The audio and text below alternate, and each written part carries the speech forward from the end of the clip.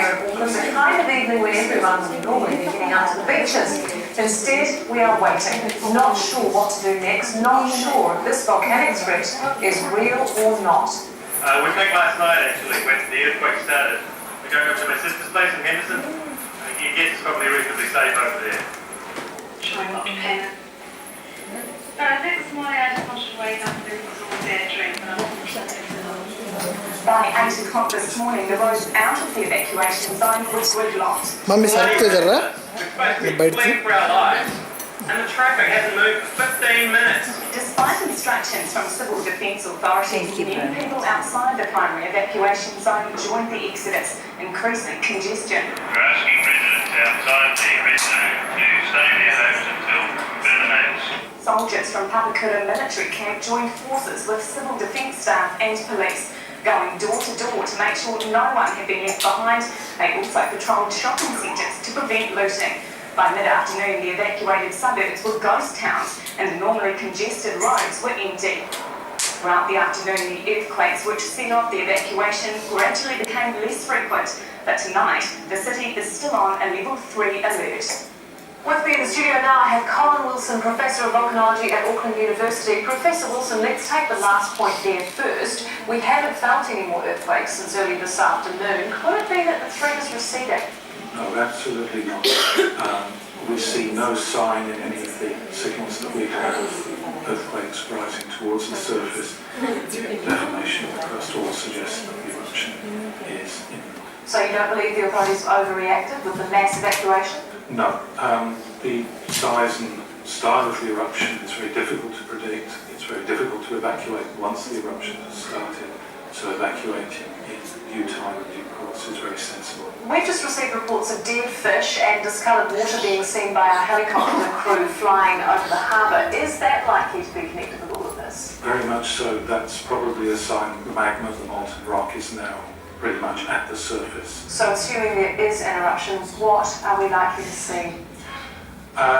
The very first phases can generate what's called a surge, a laterally moving cloud of ash and steam, and that is the biggest risk from the initial part of the eruption. As the magma meets the water, hot rock meets cold water, you get explosive eruptions. Can people escape from them? Like how fast do they travel? The ones that have been observed in historic eruptions can travel up to about 150 kilometres an hour. So once they've started appearing and started moving, there is no escape from them. Professor Wilson, I'll just stop you here. We're going to go live now to our camera at Sky City. Just a few moments ago, this cloud of steam started to rise up out of the water between Mission Bay and North Head. Professor Wilson? The eruption has started. But here's outside.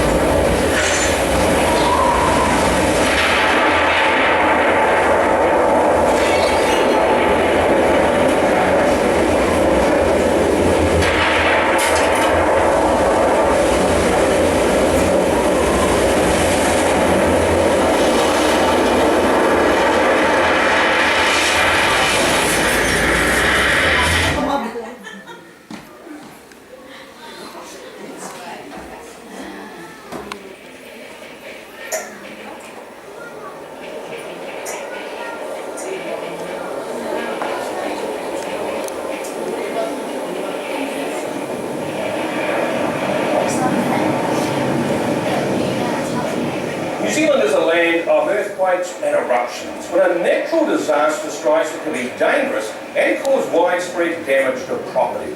Minimising the risk of destruction due to a natural disaster, such as a volcanic eruption, is a matter of being prepared. It's vitally important that you know what to do when a disaster strikes and how to cope afterwards. If you want to learn more about safeguarding yourself and your family, please take an information pamphlet as you leave the volcano's gallery.